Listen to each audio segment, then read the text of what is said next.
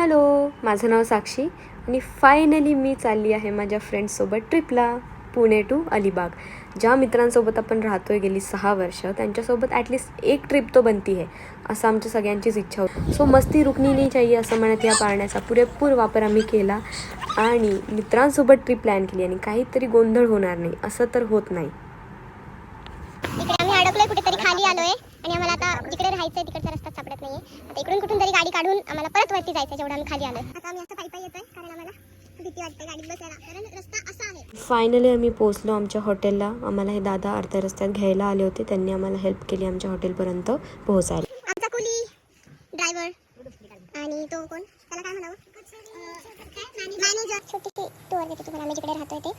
खूप सुंदर आहे ही प्रॉपर्टी, खूपच सुंदर.